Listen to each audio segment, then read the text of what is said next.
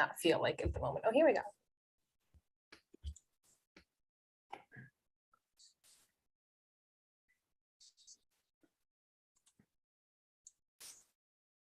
It's just gonna stare at each other. It's all set. All right. Hello, everybody, and welcome to episode number 98 of the Quick Diz Takes podcast. And I'm going to introduce myself first. I'm John Castano, and I'm joined with Sarah Castano. Hey, howdy, hey, everybody. And tonight we have another guest on our show. It's our friend Dr. Kevin Gendreau. Hi, everybody. And we're going to do a little talking about how to attempt to stay healthy at eating in Disney, because everybody always says, the Disney calories don't count, but in actuality, unfortunately, they do. So They do. So we're going to get into that.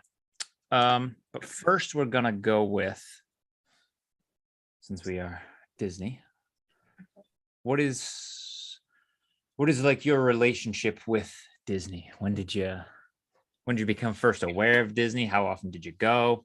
Those type of things. Well, thanks for having me on, you guys. This is really nice to be featured on a podcast and a show about Disney. Usually I only get requests for interviews that have to do with only weight loss or like intermittent fasting or low carb or keto or things like that. So this is like so different for me. And it's nice because it's like beyond just weight loss. It's like more in-depth look into my life and my history. And it's like so nice to ask about that. So my first trip to Disney and the first time that I became aware of Disney was when I was actually 2.5 years old. So it's one of my earliest memories, believe it or not, is the Magic Kingdom parade. I like can't even believe that I remember that, but I have like 2 memories from that early in life. And really it's around when you turn 2.5 years old that you start to have like long-term memories, and Disney is one of them. So that was the first time that I ever went, and Magic Kingdom was the only thing that I remember. In particular, the parade is what I remember. And then I went again when I was 12, and that was kind of like my Universal Studios phase of going to Orlando. So like Disney have those moments. It's fine. Yeah, Disney was like lower on my radar, and I was 12, so I kind of thought like, oh, Magic Kingdom's not for me. I'm more, like I'm not interested in this. I like Universal stuff. And then I went again in 2017. So it was a pretty big gap between age 12 and then like age 29. And when I went when I was 29, it was just to Disney, and I got to experience each of the parks like individually as an adult and appreciate them a little bit more. And that was 5 years ago. And then I went again this year. So I went most recently in May of 2022, and that was wonderful. And I actually got to start to decide on what rides were my favorites. Because I remember when I went to Disney at age 12, I left with thinking Tower of Terror is my favorite ride, and that's that. Like I don't have many huge memories or like things in the memory bank of every day-to-day kind of thing that we experienced there, unfortunately, from that trip. But these most recent trips, I was able to like solidify what my favorite parks are, what my favorite rides are. So it was great, and it was a good experience. So now I have to ask, so what is your favorite park? And why is it Epcot? No, just kidding. What is your favorite park though? Maybe Epcot would be my favorite park if I actually got to go on that Guardians ride.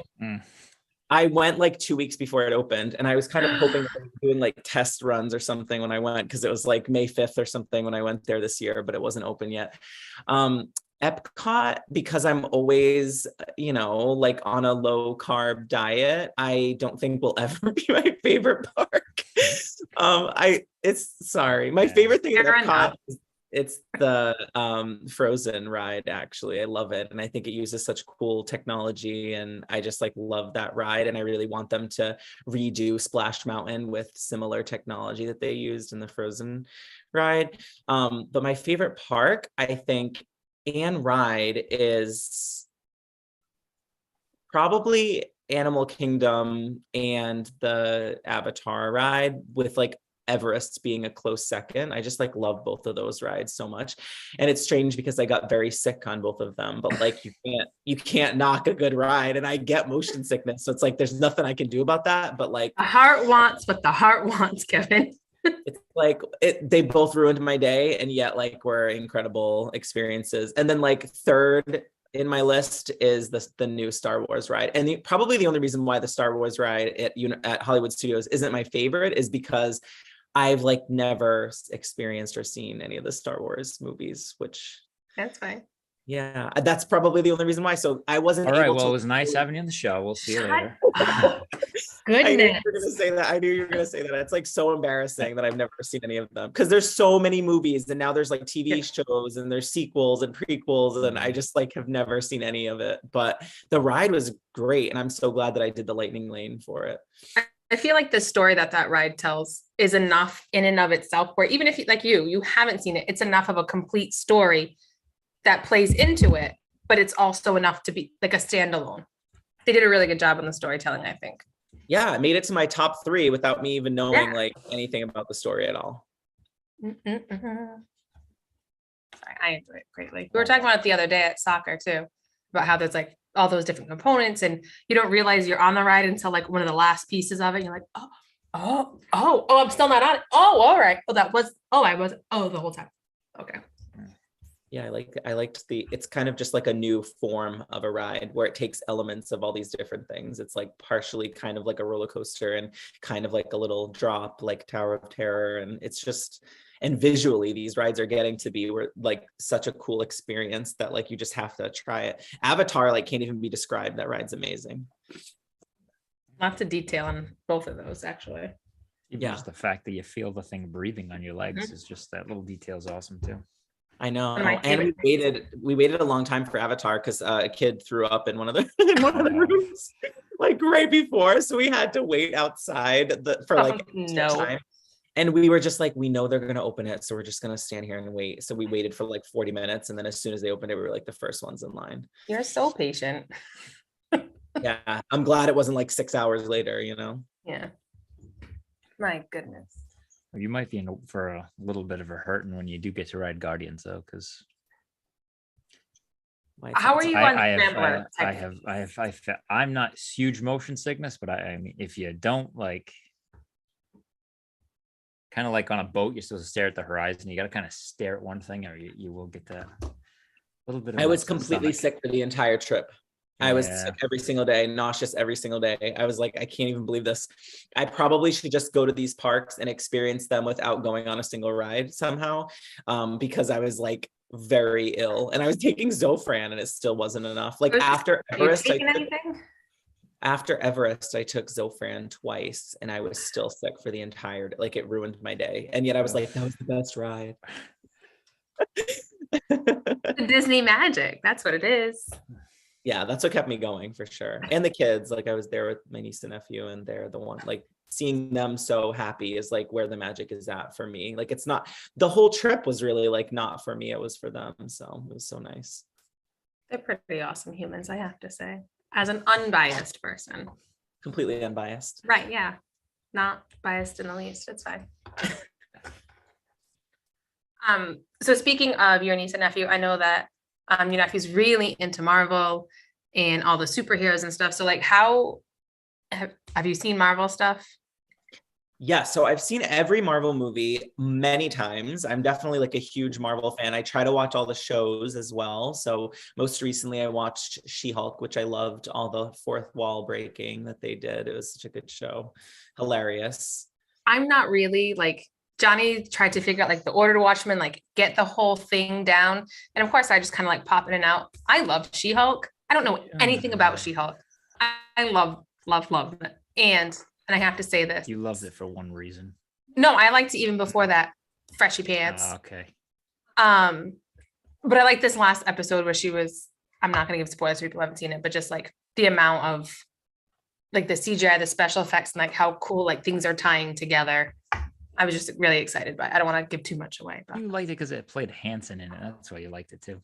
That's I the like reason. the I thought it was the guest that showed up in episode 7 that made you like it so much, because that's like the reasons why I liked it so much. I love him. I also enjoyed that guest. Was it 7, 6 or 7, whatever? I know who you're referencing, so it doesn't really matter. Everybody knows who Yeah. it is, but Quiet, you. Spoilers. Trying to be it's, spoiler as if Try I not didn't to. as if I didn't watch YouTube videos of every ride that I was going to go on before I even actually went, like totally spoiled it for myself. See, like the part of me, like I want to know. I want to know because obviously I can't be there all the time, especially during the school year. If stuff opens and like I can't go, like I'm really upset about it. Oh, God, broken up, but like I want to watch those. But at the same time, like I want to be able to experience it for myself and not through someone else's. Like I'm gonna look here because I could be missing something over there. Mm-hmm. Yeah, like some camera that they're holding, they shouldn't be, where it's like really dark and it's a crappy quality anyway. Or like it's trying to find enough light and it's focusing on all weird things and Right. all those awkward watch moments. them all. I watch them all. Yeah, I know you do. I didn't watch Guardians. That was the only ride I've never watched before I've ridden it. Oh yeah, that one I already watched because I was so mad that I missed it. Yeah, we were close enough to going, so I said, I'll do what I normally don't do, and I'll not watch it. What was the ride that we were there and they were doing?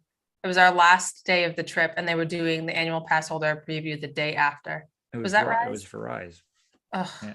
I was so upset. I was like, can we Is just that one what more they day? do? So if you have an annual pass, they'll do like advanced rides to preview it for people. Mm. Yeah, They'll do like cast member previews. an annual They do like pass annual and pass holder DVC. previews. If you're a part of an owner in DVC, their timeshare, they'll do a preview for you. But yeah, Gotcha. our last day was the day. We got the emails for pass holders for Guardians, but we great. we We weren't down there. we weren't there. But it is what it is. It's an amazing ride. But you will definitely be sick on it if those other rides made you. Yeah, but it's I don't know. That's it's worth it, I think. I'll plan a trip in another 5 years. I think that's a good interval for me. Yeah. Because maybe the nausea will dissipate by the time 5 years. In 2027, I'll be ready. Well, you start training your body to like break the nausea. It keeps getting worse the older I get. I used to be able to go to Six Flags like when we were little and just go on every single ride there a million times and never get sick. And then for some reason I started to get like car sick. Then I started to get sick on rides. Now it's like I can't even tolerate one. I can't even go on like one single ride at Universal where it's just in one of those things and you just put glasses, like I'm done. Oh no. Like mild little rides that are no big deal for some reason do that to me. So, you know, I was thinking about scopolamine. You know how you can do the motion sickness patch behind the ear and it's 72 hours? Yeah. I just slap one of them on and just like be done for 3 days at a time. I could probably try that next time. Yeah. Well, when you said Zofran, I was like, well, that's exactly what they gave me for when I was pregnant and couldn't stop puking. I know, but it's so short acting. That's the problem. So like it would work for 2 hours and then I would want to keep going on rides and I had to like, it would have to take more. It was just so short. Can't keep taking that. No, there's medical reasoning behind that. Oh no, I lost it. So I know that like we're talking about like what to be healthy, and you and I kind of chit chatted the other day about, you know, in the parks and avoiding certain foods and kind of gearing your meals to things. And like Johnny said, Disney calories don't count, but like they do. And when you're the first one running for the churro cart or the ice cream or popcorn or whatever your Disney treat of choice is, like it adds up. And I know you're walking around, for a lot of people, it's a lot more than what they usually walk, or you're abnormal like Johnny and it's still not enough. You still have to go for a run every day to get your steps in. But so like, what are your like tips and tricks? Like, what do you suggest?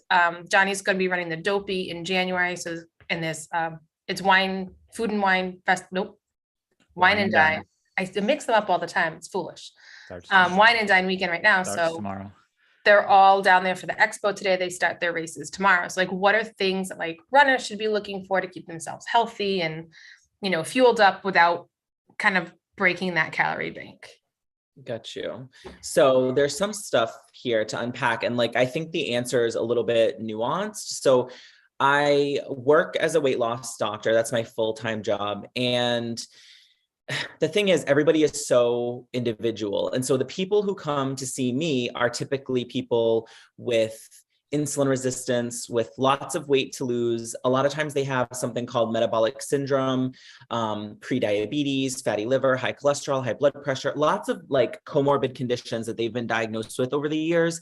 And a lot of times coming to see me, they're hoping to lose weight and also address these comorbidities.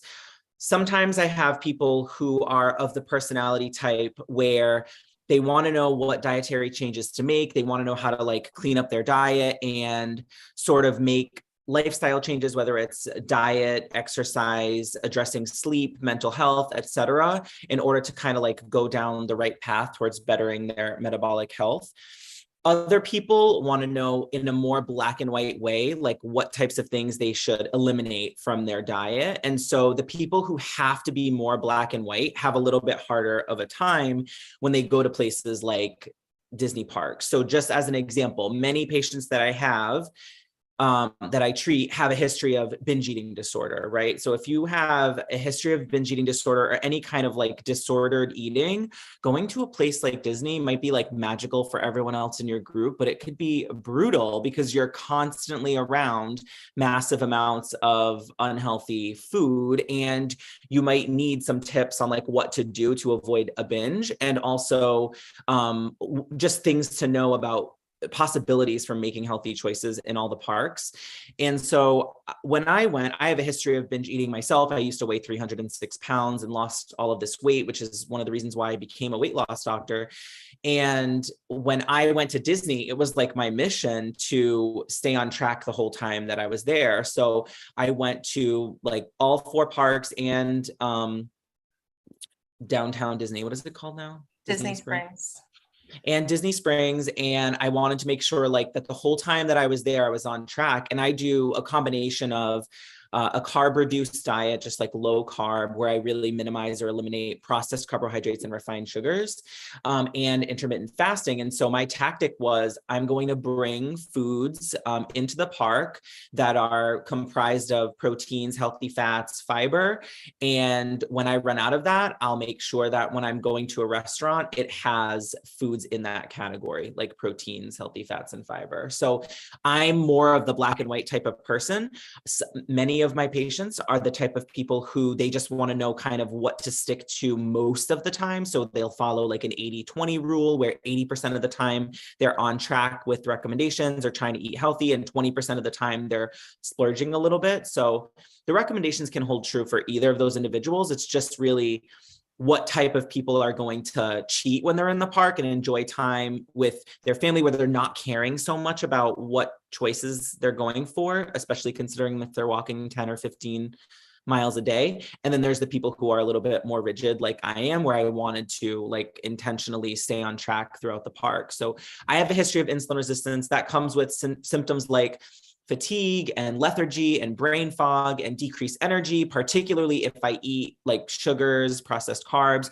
So I know if I go to a park and have a churro to like start my day, that whole day I'm going to feel like bloated and gross. And then if I'm having pizza for dinner, I'm going to have like brain fog and feel, you know, I'll have like gastrointestinal distress. Like it's almost like IBS type symptoms. So I don't really have interest in like being at a park like Magic Kingdom and being miserable, bloated, and having diarrhea. So for me, it's like pretty black and white. I'm going to like go to the park prepared with snacks and try to find restaurants that will accommodate like what I need. And when you're looking for like the best types of foods, for me, I always say like, just keep it so simple and try to stick to big categories like meats, vegetables, fruits. I did a little bit of research and I actually have like, there's at least one location in each of the 4 parks that has fruit, like fresh fruit available for people. So like in a pinch, you could easily just grab that for a snack instead of a churro or an ice cream. So like when you're making it a point, were they really accommodating? Was it kind of like a struggle to get those other options? Like how was, and I know Disney's super magical, but like how was it? Like, was it pretty easy to say, oh, this is what I'm looking for in a menu, and they were able to accommodate that? Was it more like a special dietary concern that you had to let them know about? How did that work? So Disney is so used to like thousands and thousands of visitors a day that they like took it in stride. They were amazing about this. So 2 places I wrote down, and I actually have their menus because they were so good to me. So Be Our Guest was like a dinner that I was really excited about. And they have, I think it's like a 3-course dinner. They have like an appetizer, entree, dessert. And when we first walked in and sat down, the waitress was so nice. I let her know, like, listen, I follow a low carb diet. It's kind of like keto. I'm sure you have people who come in like that. She was just immediately like, you're all set. I know exactly what to do for you. And she just like took it from there. And then when it was time for the whole table to order, when it got to me, she was like, for you, we can do like a meat and cheese board and just like leave off the crackers. And then when it was the entree, she was like, yeah, if you want the filet, we can do that. But instead of mashed potatoes, we'll just do like mixed greens. Like she led most of the ordering process. And like, it's hard to forget that. It was so amazing because I didn't think that I didn't think I'd be able to like sit back and relax and let them take care of it. I thought I was going to have to like micromanage, which I hate doing. So to be honest, I'm too nice to do that. So I would just eat what I could on my plate and just like not even deal with it. What was your restaurant? Number one favorite for sure, because they were just like above and beyond. Like even the dessert was just like, she brought out nuts and berries and like extra cheeses and stuff, and she was just like the best. The second favorite was Mama Melrose's in Hollywood Studios, and I had a chicken Caesar salad for an appetizer, which was so easy, just like no croutons. And then for the entree, I told them that I was like eating low carb and how I don't eat pasta or bread. And they were like, we can do meatballs over steamed zucchini. And so that's what I had for my entree. And it was like no problem at all. So I didn't have to go back and forth. It wasn't like this big thing. It wasn't like, a gluten allergy or some kind of crazy accommodation that I had to call ahead of time. They just like on the spot switched around the menu a little bit and figured it out without me having to stress. As soon as you said Mama Mel's, I'm like, how do you go almost no carb in Italian? But that's actually sounds really tasty to have the zucchini with the meatballs.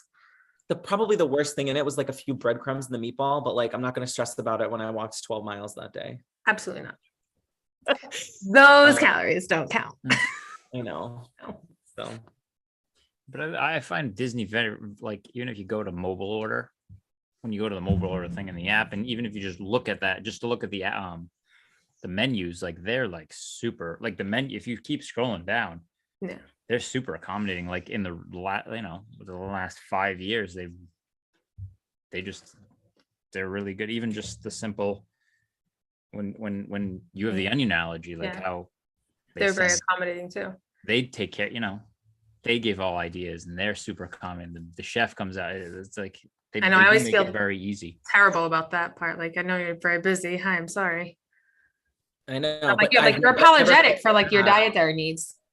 Right. I always feel like that here, like when I just in Massachusetts go out and I just like want to order something from a restaurant, like it's some big deal. But then there it was like above and beyond to accommodate. And it was just like very memorable. And it's so funny, like looking back on the trip, like I can't believe that that's the type of memory that I hold so dear, but it's just because I didn't have to stress about it. You know what I mean? And I planned these dinners where it was like one big meal for the family, cross my fingers that I can eat.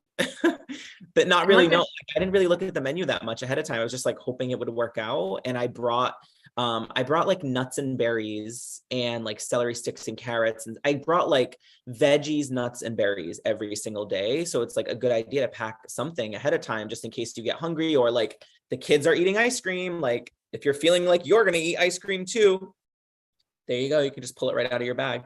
I don't know if it's just me, but like, I feel terrible when I eat food like that. So the consequence is like not even worth how good it might taste in the moment. It's better for me to like have a bite of something or just like nothing at all, rather than like indulging in whatever it is and then feeling like crap after. Right. That's a fair point too.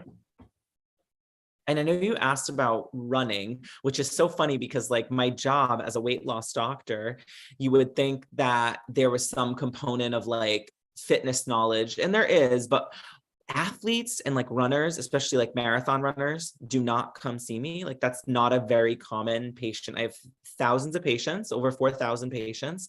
I have one who runs marathons. I have another one who runs like 5Ks and 10Ks pretty regularly.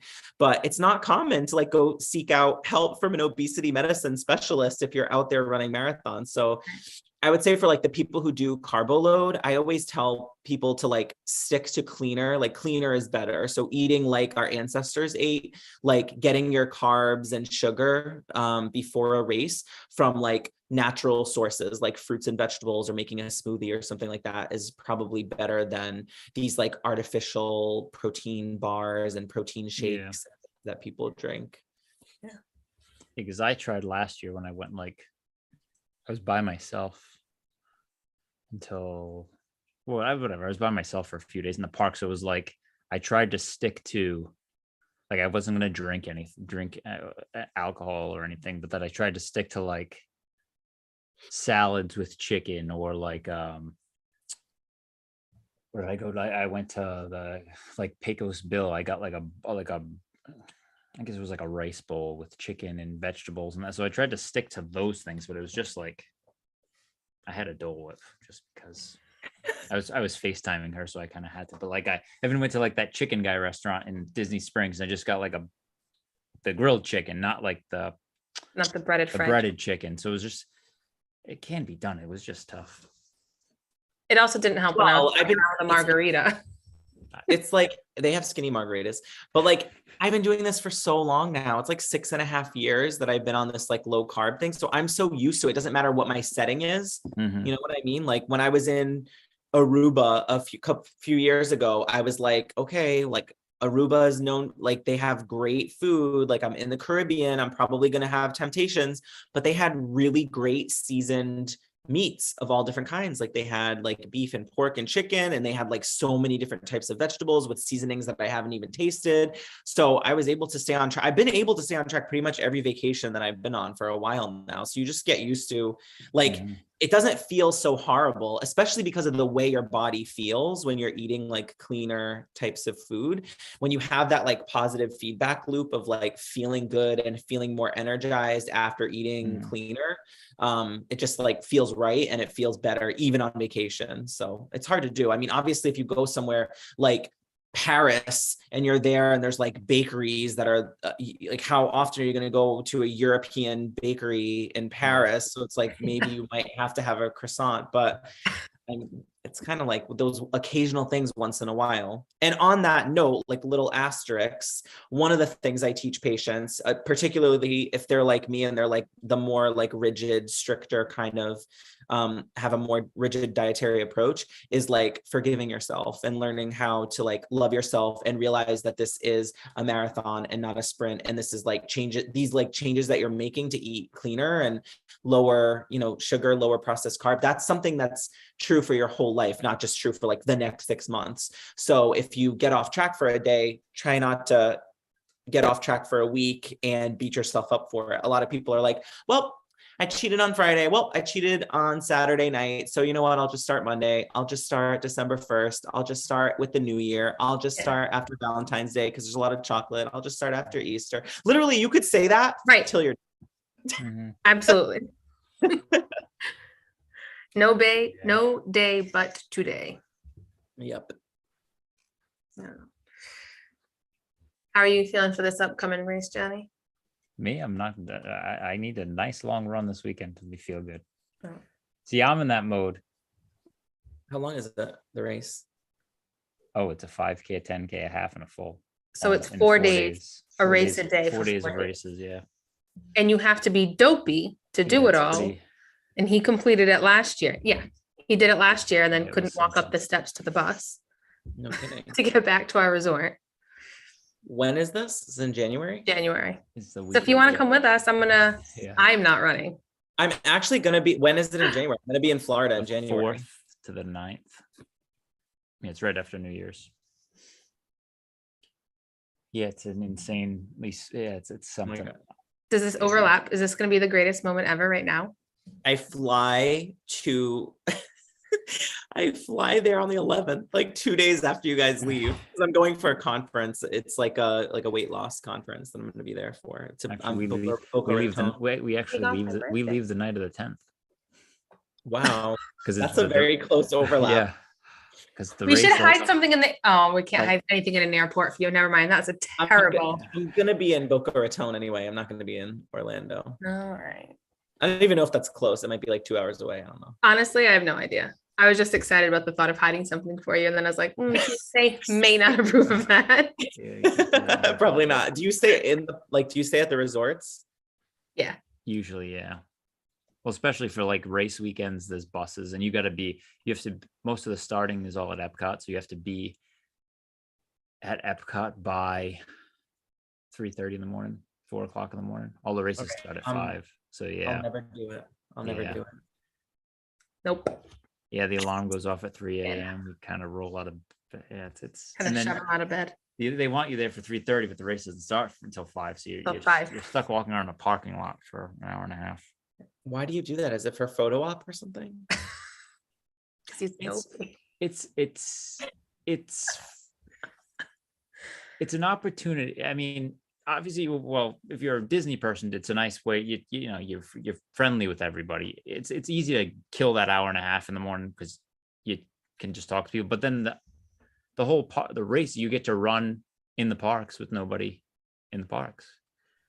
Like, when will you ever get to run down Main Street USA to the castle? I mean, there's spectators there, but you're running down, and then you run, and then you get to run around, and you get to run back through the castle, or you get to run World Showcase with nobody there. I mean, You get to run the utilidors. no, you don't get to run. Oh, sorry. But you get to run like backstage and stuff, and you get to see.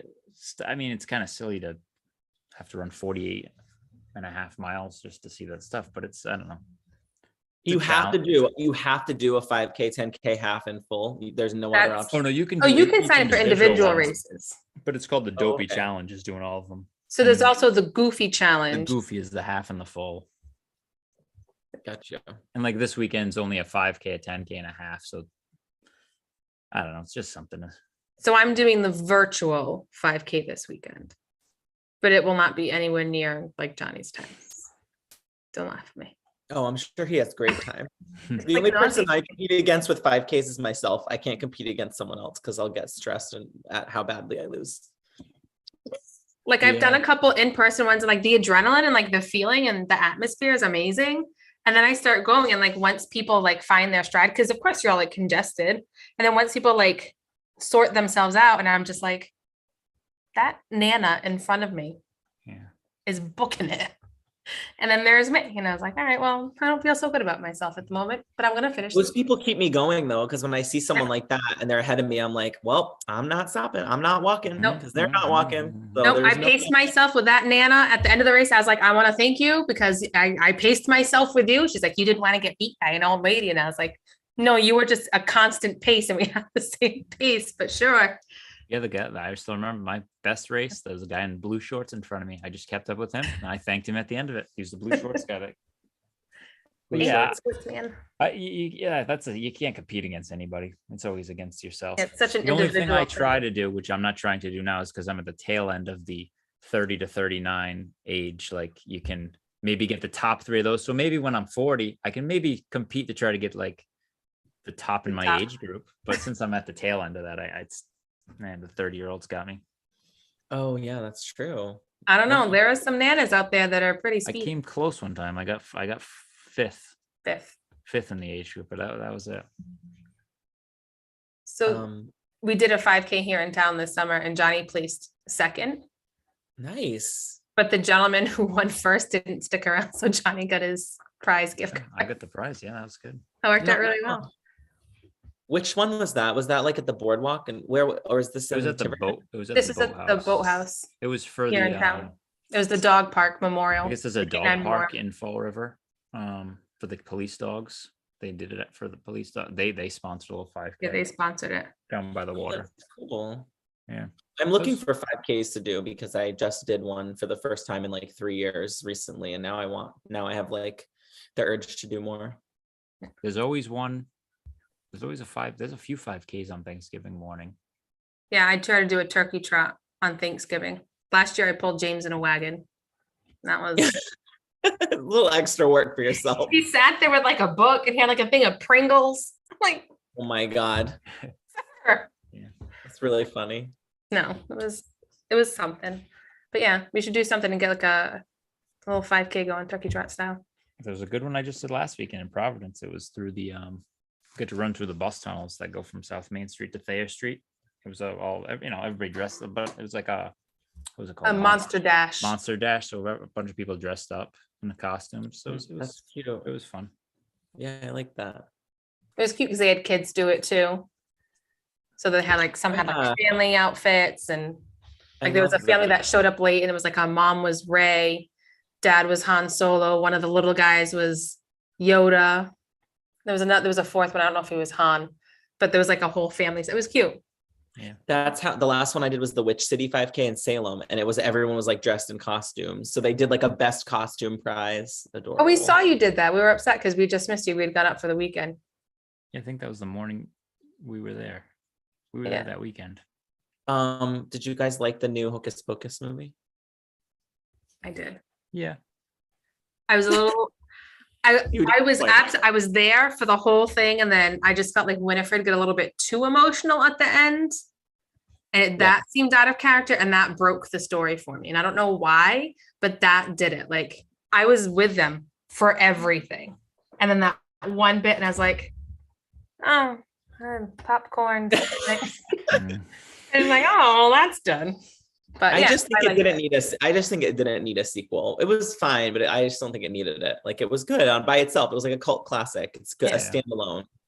I think you could have done with just like a little, I don't know, like a 25th anniversary, do a little interview before, have the ladies do a little voiceover. Like, do you remember pop-up videos? If those VH1 used to do music videos back in the day. Yeah. And then VH1 had pop-up videos, which is the exact same music video, but they would pop up these little bubbles of like trivia and like behind the scenes and like they do that on Amazon now for shows. You can like there's like little things that pop up. They do it for Impractical Jokers too. Inside jokes on Impractical Jokers. Yeah. Oh yeah, they do that. And stuff like that. So like You're I right. feel like if they had gotten those three ladies together and had done a rewatched like pop-up video style where they just kind of like voice over and interject with like that commentary, I feel like that would have also been very fun. Yeah, that would have been even better. I think they're making another one, I heard. But we're way impartial because we spent last summer going to all the filming locations. Like every time we they were to in all the Rhode places Island. they We were went every filming. other weekend. Did you really? We saw them build the set in Lincoln at that farm. We walked around that a bunch of times. They should went down to Newport. No, I'm sorry. They didn't keep took it all up. down. Oh, that's No, sad. we've been since, and it's all down. They actually could have like kept it up and charged people to like go walk around it. Yep. Like they were filming like 2 streets over from where I deliver mail. Like yeah, he's like, hey, I deliver across the I was street. driving. I drove by and like all the production trucks were out. They had all wires laid on the street. So like they even changed the street signs. He's like, I'm delivering, and I just noticed the street after signs. work one day. I went they couldn't do anything, so I was walking around on the set and everything. They filmed in my friend's classroom. So like the classroom that they used for the science lab is her actual classroom. It's not a science room. She teaches social studies, but they filmed in her classroom. We watched them in Newport. Johnny had he's like, oh, I think they're going to be recording because he went for a run down that way. And he's like, there's a lot of stuff going on. So we'd go down and we're able to see them like recording. What were they filming? It was like a dance number when they're at the festival. We're on the stage. They were singing. So like he got video of them flying. Like we took the boys, like they got to see. It was really cool to like bring them and show them like the magic of Hollywood, like in Rhode Island. Yeah, that's awesome. Yeah, we were a little bit upset. Like looking back, we were a little bit obsessive about it. Like I'll own that. But hey. how many like it's a memory. 8 and 10-year-olds can say that they saw like a big movie and like Bette Midler? They don't know.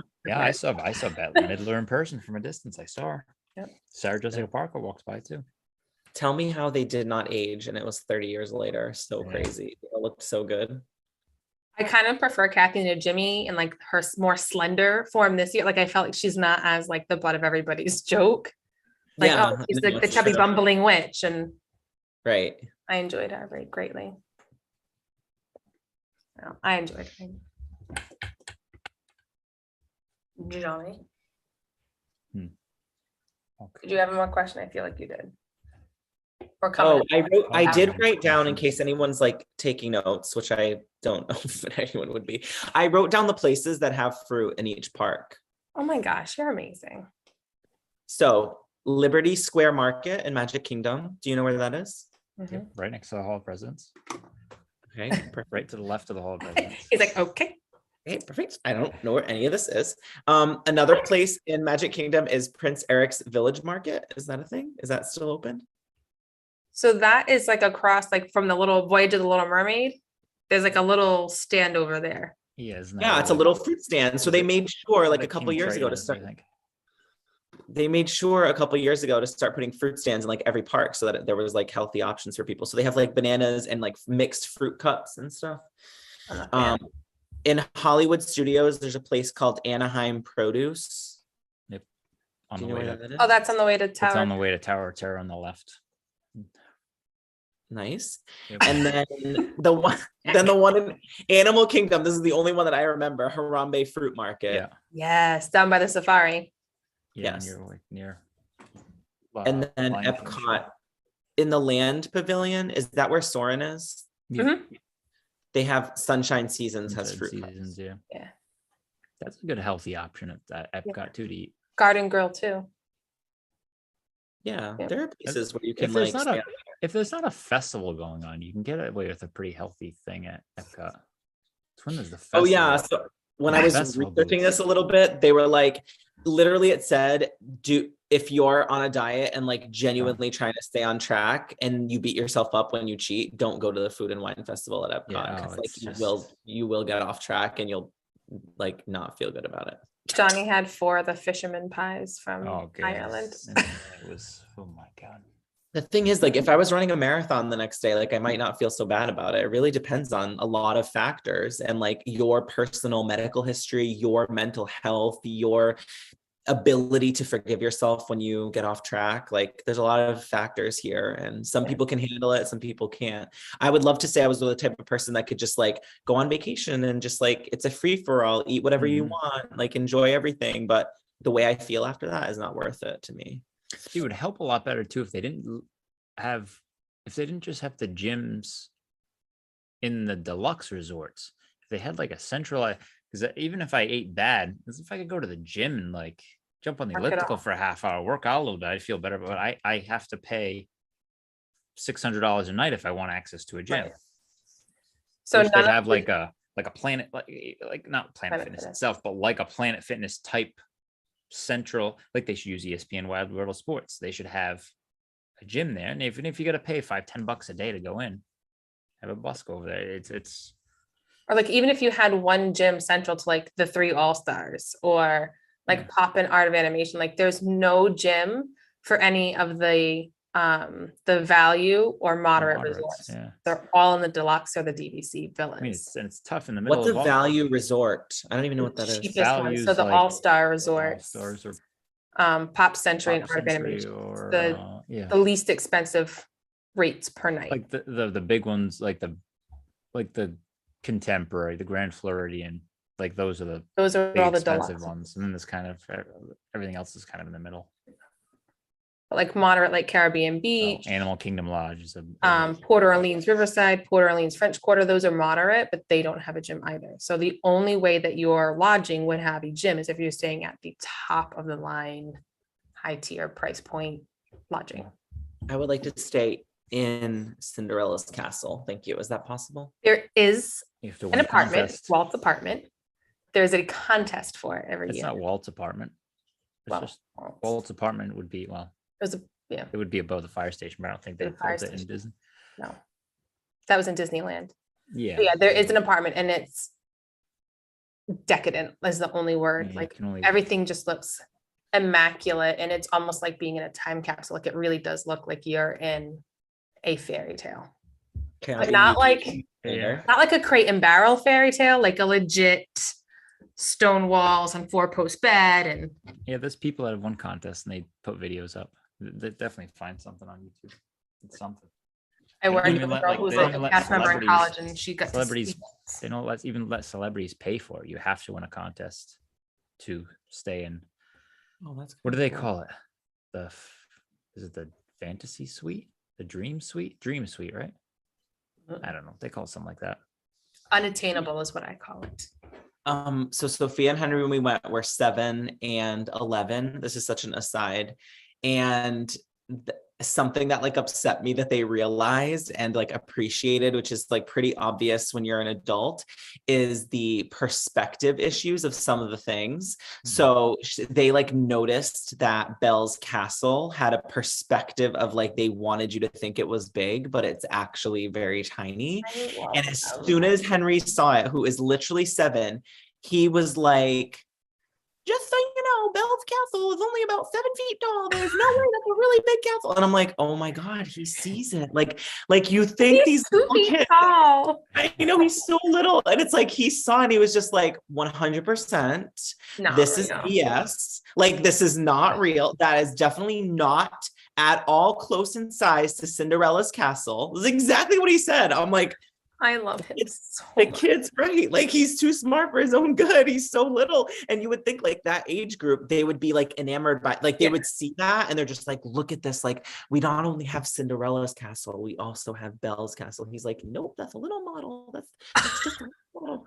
I'm like, oh my God. It took like some of the magic away. I'm like, this kid really realizes this. Well, see, our boys are at the point where like, if they're a fully costumed character like a Beast, no. That's a person in an outfit. But if they're a face character, like Belle walking around, or if we run into like Peter Pan, I'm pretty sure they're like, I think that's the real one, because it's not like hidden behind a costume. But like, it's weird that they have that line drawn. Like, I know. For now, right? Like for now. Yeah. Hold on to that as long as we can. Too old, too smart for their own good. No, it makes me a little sad. Like, I don't want that other realization to dawn, like, well, if that one's not real, I'm not really struggling. No, I love little Henry. My goodness, we are at about an hour right now, so I don't know if you want to wrap up. It is getting a little bit late. It is a school night as always, and you have 7 bajillion things you need to do. So just so many patients, but I try to make time for them all. Well, I appreciate that you came and hang out with us tonight. And hopefully we can do this. Thanks for letting me share my story beyond just weight loss. That was nice. There is more to you than just being a doctor, my friend. Oh, I know. Thanks for acknowledging that. I appreciate it. A little bit of validation. It's fine. Yes. Thanks for having me. Anytime. And before I forget, Johnny is still raising money for Give Kids the World. He has not yet reached his fundraising goal. So we are trying to do that. We understand that everybody can contribute, but we do ask, if you can't contribute and you find it in your heart, you want to do something, share it. Maybe it will reach someone who is able to, and every bit helps, whether it's $1, $5, whatever you guys are able to do. Try and reach this goal to send a second family of a critically ill child to a theme park of their choice, not necessarily Disney, it could be Universal, but just to give them that trip a week without thinking about medical bills or their current state, just to kind of give them that time to be a family and build those memories is priceless. So just wanted to throw that out there. It is still pinned to our social media pages. And what's 10 things? Like, share, subscribe, smash the subscribe button, You don't have to say whatever his spiel is. Yes. We appreciate you coming on with us. And we will see you another time. We're going to try and keep this going. I feel like we get a pretty good like weekly momentum going. So hopefully maybe Tim will join us again for episode 100. I don't know. Yeah. Lansy has drill weekend. That's why he's not here joining us tonight. So he's packing up and preparing for a drill this weekend. Any last words, Johnny? I do not have any. Kevin, any last words as our guest? We'll let you close it tonight. Oh my gosh, I don't know what to say. Thank you guys so much for having me. I appreciate it. I hope everyone has a lovely holiday season and take care. All right, everybody. We'll see you later. Bye.